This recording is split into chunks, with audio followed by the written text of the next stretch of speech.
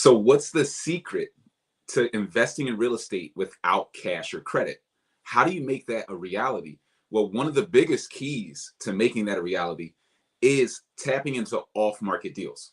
Off-market deal flow will get you in front of those motivated sellers that are willing to structure deals in a way where you can come to the table without cash, really any cash or any credit. You don't need credit at all. So I'm going to reveal on this session to help you get there. For those of you who want to go on that journey, I'm going to break down some little known off-market deal sources. So these are some areas I want you focusing in to get in front of motivated sellers to get those deals that you can now structure without cash or credit. So don't let that hold you back. That's part of the mindset today as well. If you're new to the channel, like, comment, subscribe. Leave a comment that says I subscribed, and I will send you instant access for everyone who does that to one of my new real estate trainings. Show you how to acquire properties for pennies on the dollar all across the country. If you're on IG, just DM me cash flow and I will send that over to you. We have a couple of programs and then we'll get into the mindset. We have our real estate ride along tour that's coming up November 16th, Saturday. So not this Saturday, next Saturday. The tickets are already almost sold out, but we have 1 or 2 seats left. We're going to tour about 15 to 20 properties in various stages of construction all across the city. If you want to be a part of that, just DM me ride along or email me, text me, however you got here. We have our boots on the ground program as well, which we always talk about, where we find, finance, rehab, tenant, and manage properties for you. If you're interested in that, just DM me, reach out. And then we have our inner circle, which I highly recommend if you just want the education, the knowledge, and access to deal analysis, one-on-one mentorship. Reach out about our inner circle program. Guys, the mindset for today, and always, if you're getting value, like, comment, subscribe, share the content with someone who you want to get value, and just stay tapped in there. The mindset for today: there is no competition in real estate investing. There is no competition. And that's how your mindset has to be dialed in at all times as a real estate investor. So many people get into the game, and that's like one of the first questions they ask me. They're like, Brian, how much competition is there in the market? Is there too much competition right now? There is no competition. That's the truth. There is no competition. It's hard to explain that to somebody who's new. That doesn't mean there aren't other market participants, other people who are trying to do deals. There's all of that. But the only competition is really you. It's really your mindset. It's your relationships and resources. It's your fearlessness, or if you're trapped by your fear. You're your own worst enemy in life, but definitely in real estate as an investor. You're not here to compete against other people. You're here to outdo yourself, the current version of yourself, to become more educated at real estate investing than you currently are. So just look at yourself. Where are you at in the game right now in terms of your education? If you're at a level 1, you're just trying to get to a level 2. If you get to a level 2, you're going to start getting level 2 results. If you get to a level 3, you'll get level 3 results. It doesn't matter if there are other people in the market, because other people are operating at their level and they're getting results at their level. So they're so worried about the competition, they forgot, well, when I decide to level up, I'll start getting different results and it'll continue to climb. Mentorship can be a part of that. Mentorship will probably level you up faster. Actually, it will definitely level you up faster than the School of Hard Knocks, because the School of Hard Knocks, that's about a decade's run of just a grind, failing, paying a high cost in that failure, a lot of stress, a lot of drama. It's easier to skip a lot of that and just get the direct path of having somebody who's made mistakes, been through the pain, lost money, learned, to just give you the game. That can accelerate you to at least level 2, level 3 faster. But look at yourself, assess where you're at within your own game, and then just elevate your game. Stop worrying about everybody else. You know why I don't worry about any competition? Because I'm not at level 1. I'm not at level 2. I'm not at level 3. I don't sit around worrying about what level 1, 2, and 3 people worry about. I worry about trying to continue to escalate, elevate. That's all I worry about. So I don't really see the competition, because as you climb to higher levels, there's less competition at higher levels. There's just less comp up there. So the faster you get up there, the less people are in your way. The less doubt is there. The less fear is there. It's just all of it kind of goes away. So make sure you stay tapped into your mindset first. Real estate is mindset. There's really no physicality to real estate. So it's all mindset. So tap into your mindset every morning, realistically. You have to be in control of this game. You have to stay calm, cool, collected. You have to be on your toes at all times. Anything can happen in real estate. You have to be able to adjust, call audibles. There's just a lot that goes into this game. Guys, if you get value, like, comment, subscribe, share the content with someone else who you want to get value. Somebody said, when you say pennies to the dollar, or pennies on the dollar, which is a phrase for real estate, what is the lowest amount on a property you've seen? I mean, I picked up properties for 10 cents on the dollar. That means if the house was worth $200,000 fully rehab, I picked it up for 20. I picked up properties for 20,000 that had ARVs of 265, maybe not quite 300, but yeah, right around like that 260 to 280 range. So if you can grab a property like that, it's basically free. And I'm not talking about dirt like a land lot. I'm talking about a shell, a property you could gut renovate and really do a strong BRRRR strategy deal on. Those you can grab from like the auction. But I grabbed properties like this, 8, 10,000, doing some of these strategies that we're going to talk about today. Let's get into some of these little known deal sources. Guys, if you have questions, drop them in the chat, drop them in the comment section. We'll keep flowing. Why go off market? One, creative financing opportunities. Creative financing is where you leverage the existing debt that's on the property. This is how you get a deal without cash or credit. People think it's taboo or it's just like some nonsense that people are talking about. No, how you get a deal without using your own cash is you leverage the existing debt, which is existing cash that's already on the property. So if somebody has a $150,000 mortgage, that's effectively $150,000 of cash parked in the property. So if you can take over the mortgage for just making the mortgage payments, you've now leveraged the existing cash. So that's how you can use creative financing opportunities to get properties and control them without using your own cash. If you can take over existing debt and existing mortgage, you don't need to qualify for that mortgage. You're just taking over the payments. If I don't need to qualify for it, I don't need credit. Those are two big keys, right? If I don't need to qualify for the mortgage, I don't need credit to invest in the real estate. If I can control the property and leverage the existing debt that's already on the property, I don't need much cash or any cash, depending on the way the deal is structured. So now you want to get in front of the people who can yield those types of opportunities. Number two, reduce agent fees. So you are not paying a realtor or realtor fees when you're going off market. You're just going direct to the seller. So you're cutting out these agent fees. This is popping up more and more. And now a lot of buyers are paying a 3% buyer's fee. So if you don't want to pay that, you can just go all the way off market. Three, there is less comp. There's less people who are sophisticated enough to get in front of a motivated seller. So this is where you start getting into, oh, there's like no competition mode. There's work here. A lot of people don't want to do work. They run away. Four, faster closings. So you can get to the closing table faster. For some of us, if you're looking to scale, you're looking to do 20, 30 properties a year, you got to run and scale.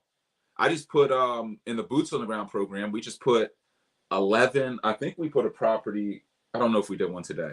Somebody might have got one off market today, but we put 11 properties under contract in 11 days. That's like a property a day, right? Running at that pace, you need fast closings. If you're doing all of those closings internally as one person, you need fast closings. You would need the ability to adjust, especially if you have a large construction crew. You need the ability to adjust and to flex. So you have that. And then five, more negotiation leverage. So you can certainly negotiate a little bit harder off market than you can on market at times, and depending on the deal. But we'll talk about some deals that, I mean, you can negotiate right off market.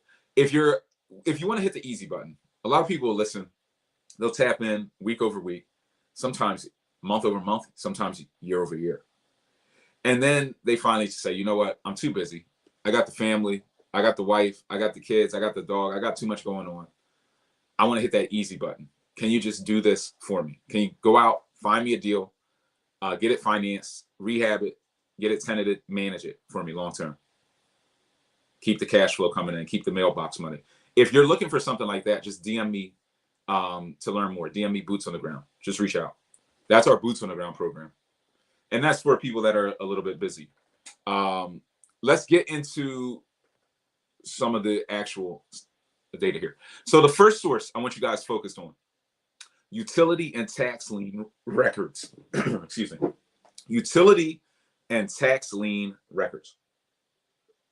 Where the hell do I find those? We'll talk about that. So properties with overdue utility bills or tax liens can indicate owners facing financial hardship. Contacting these property owners directly can lead to potential off-market deals, as they may be open to selling to resolve debts. So that's just giving you an easy viewpoint that they have some type of past due bill. They're not paying the water bill. The water bill is a public utility.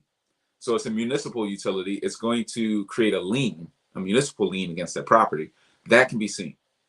That can be seen. That's usually public records. But not a lot of people are looking for that. So if you start putting together a list of these people and then hire somebody to cold call them, just a simple strategy, simple system like that, you can get in front of motivated sellers.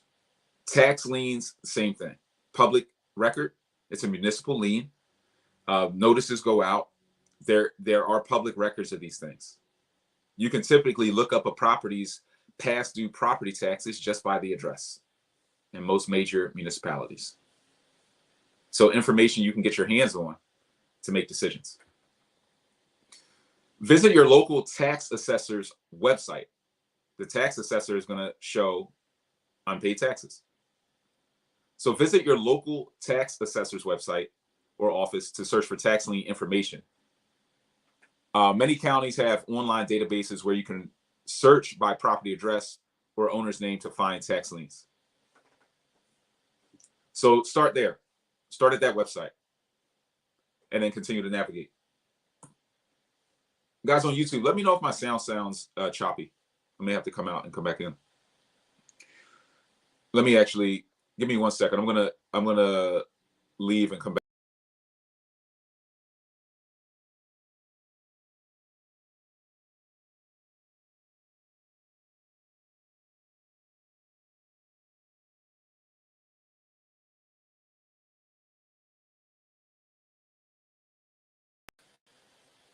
There we go. Yeah, that's a little bit better. Okay. Number 2, direct outreach to expired listings. So for my direct outreach to expired listings, I want the listings that didn't sell. These are the listings that didn't sell in the traditional market. They will often belong to sellers who are still interested in selling, but didn't get the offer they wanted. So checking expired listings through the MLS or real estate agents can yield potential leads. So these people have listed their property on the MLS. They've listed the property a little bit too high because they're underwater on their mortgage, and then nobody will buy it. So the property sits and it sits and they price drop and they price drop and it sits a little bit longer. And then at some point, the listing just expires. The seller's agent gets tired of them. They're like, look, they won't take it. I know it's only worth 100, but they need 180. They're not going to take the offer. Don't waste your time. And then eventually they fire the client. The listing expires. When that listing expires, it's usually been on the market 6 to maybe 12 months. What it's showing you is that there's some form of distress that the seller is not willing to accept. They will be open. If they sat for 6 months, they will be open to taking a lowball offer. They will be open to creative financing, coming in and saying, look, how much do you owe? What if I just handle the mortgage payments? Would you walk away? Clearly, you can't sell it. Clearly, you owe the back taxes. You know, you're not taking care of business here. So they're showing you this form of distress that you can tap into. So you want to always look there.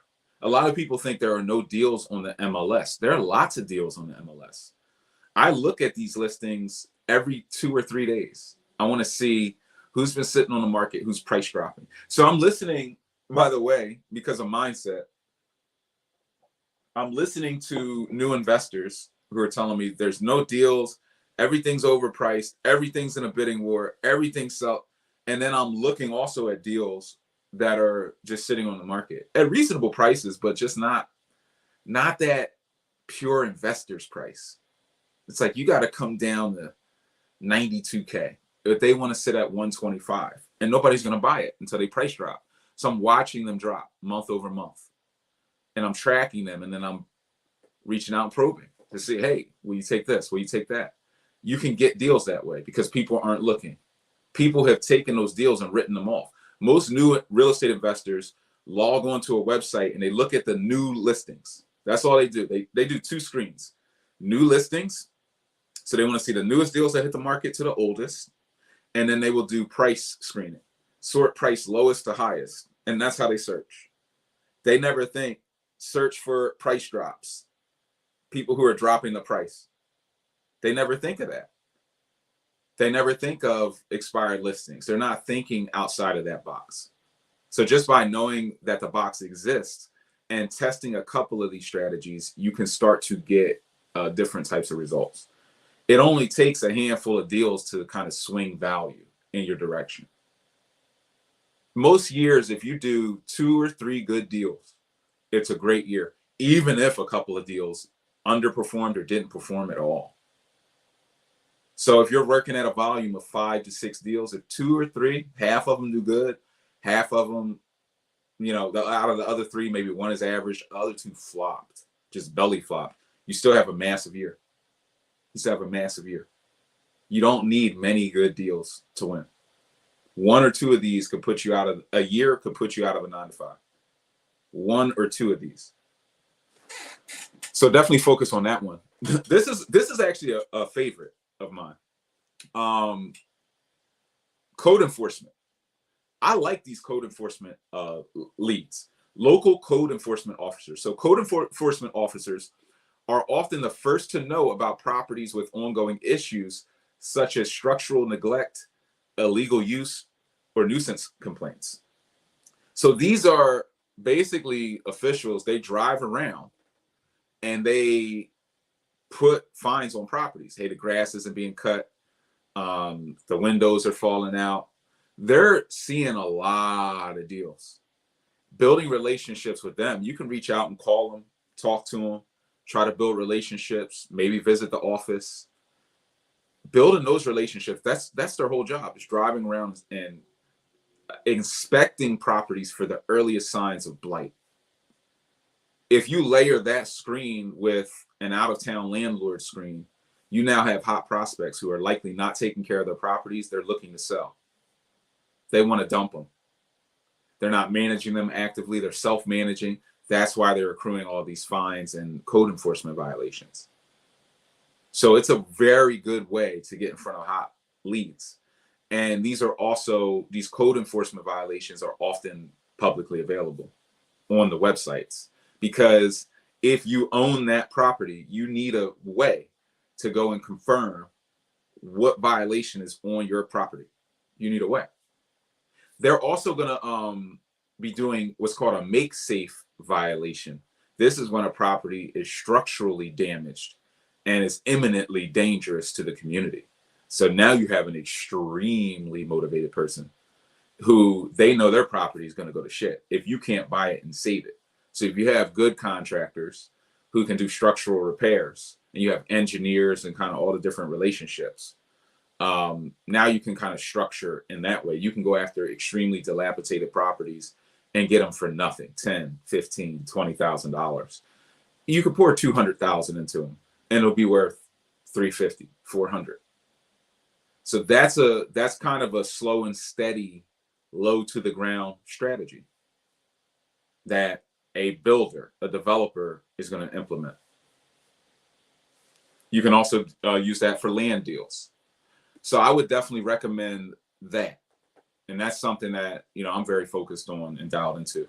Contact your local, if you don't know where to go, contact your local construction office to learn how to gather a list of properties with code violations. That's where you go. Guys, if you're getting value, like, comment, subscribe, leave a comment that says I subscribe. I'll send you access to that free training, and DM me cash flow on IG. If you're interested in that Boots on the Ground program, just DM me Boots on the Ground, and we will try to get you tapped in there. We only have 1 or 2 spots available, and the ride along's almost sold out, like I said. If you want to tap in next Saturday, definitely hit me up ASAP. Those tickets will be going. Senior living centers. This is another good one. And I'll kind of talk about it anecdotally as well. But senior living centers, families with elderly relatives transitioning to senior living, they're going to need to sell inherited or soon to be vacant properties. They're going to need to sell them typically. So a lot of these senior living facilities, assisted living facilities, the average stay is like 18 months. Like, it's very low. So if somebody enters a facility, there's a chance that there's going to be a transition at some point. So you can certainly build a pipeline of leads, but you also have people who are like, they need to sell that property to raise money for the assisted living care. So there will be a lot of just deals changing hands in that environment. One other thing to know about assisted living facilities, senior homes, kind of, all of this stuff, is they have to plan different events for the residents. There are different planned events for residents that have to go on. There's like a quota you have to hit even for the year. So if you plan an event, or if you come up with some concept, hey, I'm gonna plan this event for seniors because they need certain services, or you plan something that educates them on something else, but it gets you kind of in that marketplace. It gives you something like, the facilities will love to have you come in and do it, but it gives you a reason to be there to shake hands, meet people, and then exchange business information. And if something comes up, they'll reach out. People will reach out. People in the center, they're going to hear about it first. They're going to be talking to the children of the residents. Oh, we're thinking about selling the house and doing this. Oh, you should talk to, and then your name comes up. So you'll start getting leads from this process. This is just something where, kind of a sitting duck audience. If you had an event or something you could plan, it could be very, very small event, but they have to, like I'm telling you, they have to have 100 events a year, or you get fined or something like that. So that's a nice sitting duck market that you're not going to have any competition with. Divorce or bankruptcy filings. This is kind of an attorney play, and there are also probate attorneys, but the attorney play definitely can work out well, because attorneys, they're not necessarily on average math people. They don't want to deal with it. So if you can come in and add some value there, hey, if you have any clients, they're fighting over the assets, it's a freaking divorce filing. Bankruptcy, clearly you can come in, but you can dig up those records, or just like we said, get the leads from these people, because you can say, hey, I do creative financing, I can save your client's house, or do something like that, or get them some money for the house. You can try to structure some deals. Divorce, they're going to split the assets. The attorneys don't want to deal with it.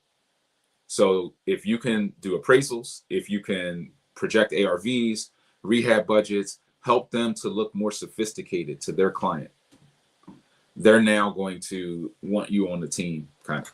So when those situations arise, they're going to reach out to you. And that can be great leads, because now you're dealing with people who, they got to move the property. They want to move it for as little as possible without fees. So now your play is like, hey, no realtor fees, no nonsense, fair assessments.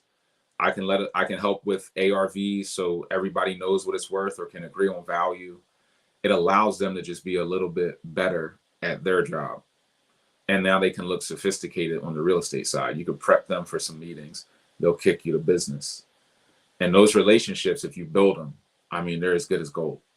Because an attorney, especially who's going to stay in the business for 15, 20 years, they could run so many leads through you. They could run 100 deals through you. And that's just one relationship. There's no limit to the relationships you can build. So definitely focus on this stuff and take it seriously. Guys, if you're, once again, interested in hitting that easy button, just DM me Boots on the Ground. We'll find, finance, rehab, tenant, and manage. There's not, at least from what I hear, there's not really any programs out there that will do all of this. From what I know, from some of the other, people who are out helping people. Nobody wants to work that damn hard to actually build you a property and hand it over. So if you're interested in that, definitely tap in while you can.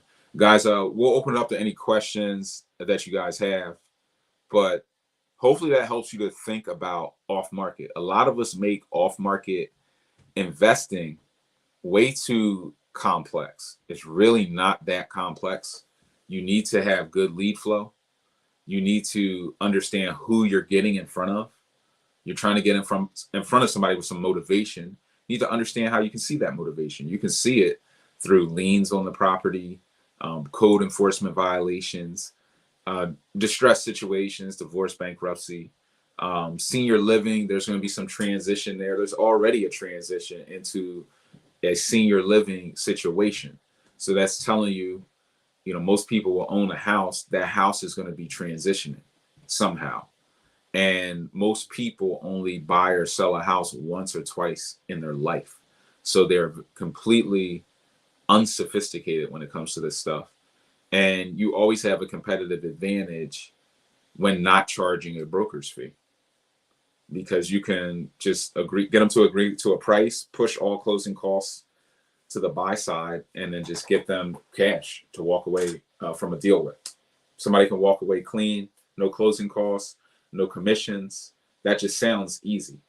Close fast. That sounds real easy.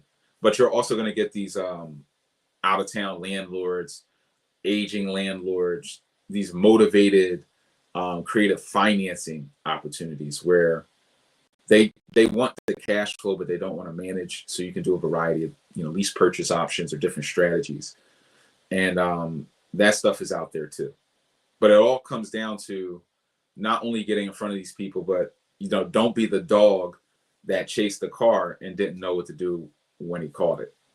When you get in front of these motivated sellers, you need to know what to say. You need to know how to pitch a creative financing deal. You need to come off with some confidence. And the only way that that's going to happen is if you get started, you get a deal done, you get some form of mentorship. There are many mentorship programs out there. Not all of them are good, but, you know, some of them are decent. But they can teach you a lot of things, and they can put you in a position where you're not making costly mistakes and you're accelerating faster.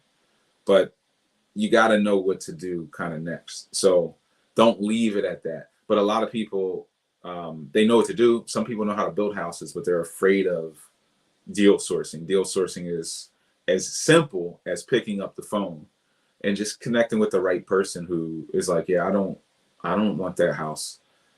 I don't care about it.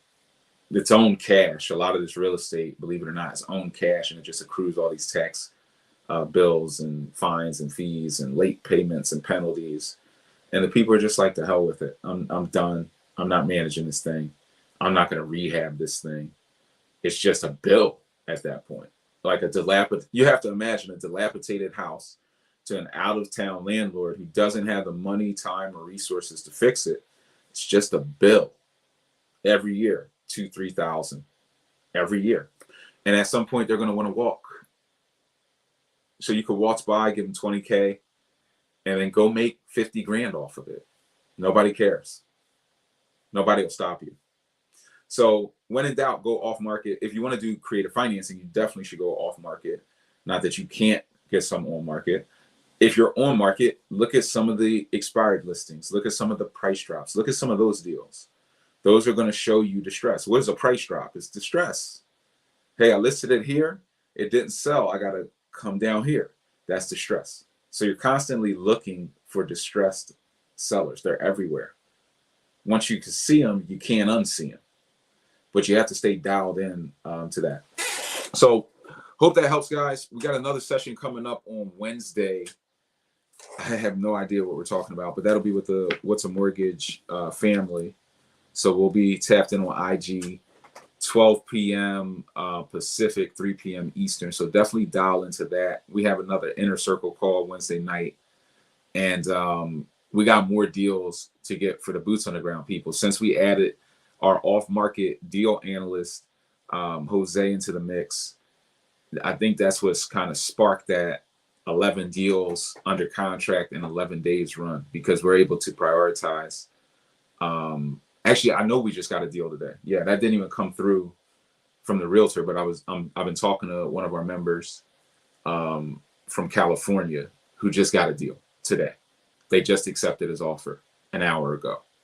So that's 12 deals in like 15 days. It's a lot. It's running. I mean, if you ran at that pace all year, that's kind of like 100, somewhere between 120 to 150 deal per year pace.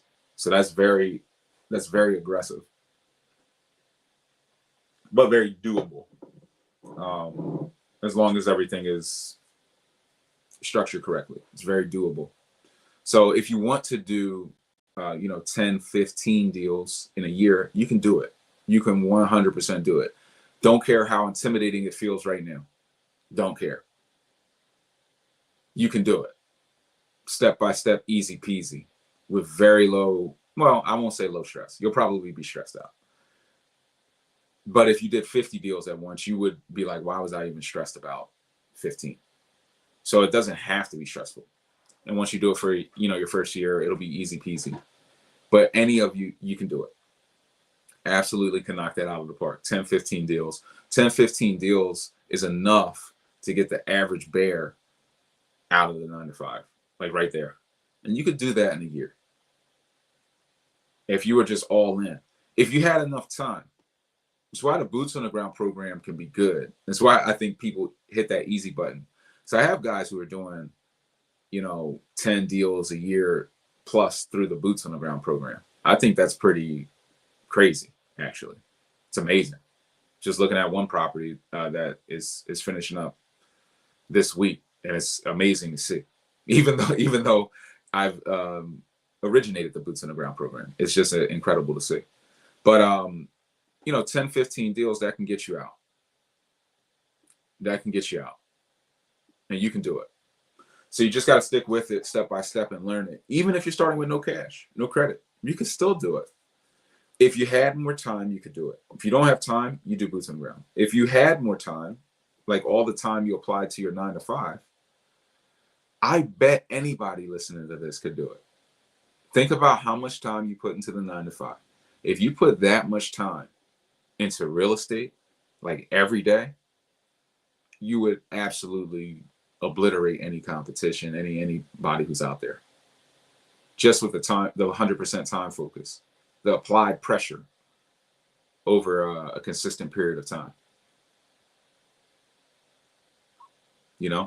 So hope that helps, guys. DM me with questions, email me with questions, like, comment, subscribe, share the content with someone who you want to get value. And if you want to know about any of our programs, DM me, Cashflow on IG, drop the comment on YouTube, and we'll get back to you. We'll book a call and connect one-on-one. See you guys on the next one.